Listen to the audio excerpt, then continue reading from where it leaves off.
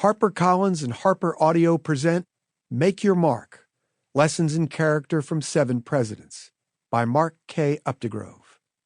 Read by Mark K. Updegrove and Alex Knox. To Isabel and Maggie, Charlie, Mateo and Maddie, and Tally. Introduction. Claire Booth Luce, the trailblazing congresswoman from Connecticut and Pulitzer Prize-winning playwright of The Women, used to lecture the president she knew, from Herbert Hoover to Ronald Reagan. A great man is one sentence, she said. History has no time for more than one sentence, and it is always a sentence that has an active verb. She would then illustrate. Lincoln, he preserved the Union and freed the slaves. Franklin Roosevelt, he lifted us out of the Great Depression and helped us to win a world war. Finally, she would challenge them. What is your sentence? When she posed the question to John F. Kennedy just weeks before the Cuban Missile Crisis, he dismissed it by informing her, I am not interested in my place in history.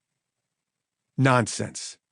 Kennedy aimed to be a great president and had an eye on history, which he read passionately. He also knew she was right. While not confined to one sentence, history is often drawn in the most succinct of terms. If it regards a president at all, it is bound to be a concise assessment of his most consequential and far-reaching deeds, whether they reflect on him positively or not.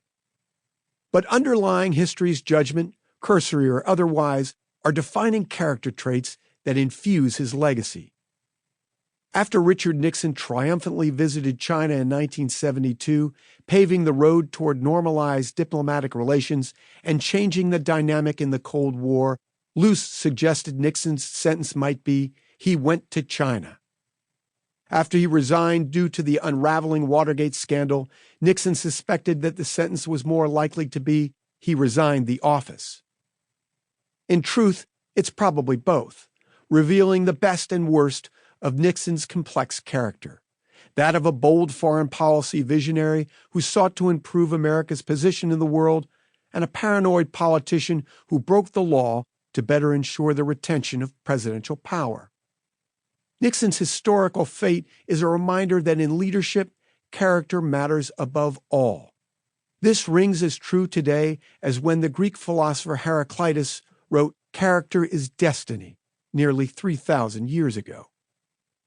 It's especially true in the presidency, guiding our presidents through the weightiest hours in an office Franklin Delano Roosevelt called preeminently a place of moral leadership. Luce's sentence for him, he lifted us out of the Great Depression and helped us win a world war, spoke to FDR's buoyancy in leading us through the biggest economic calamity in American history and his resolve to keep the world safe for democracy by prevailing in World War II.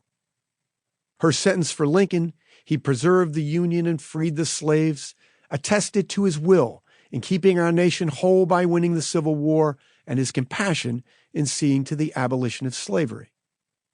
Chance and circumstance invariably play a hand in the challenges a president must address, limiting the extent to which he can dictate the sentence he aspires to.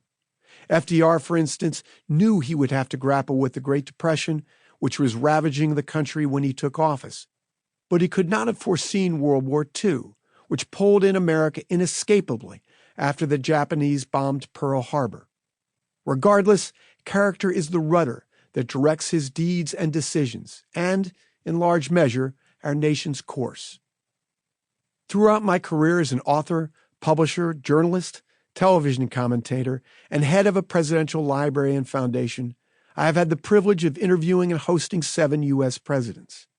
My access to and study of those men has given me a firm sense of their character and how it came to bear in their legacies, while informing my own leadership journey.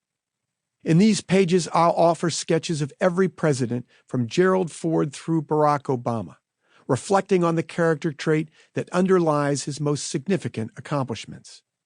Ford's instinct to do the right thing in the wake of Watergate, Jimmy Carter's mission to do good in the areas of peace and human rights during his presidency and throughout his post-presidency, Ronald Reagan Sample complete. Ready to continue?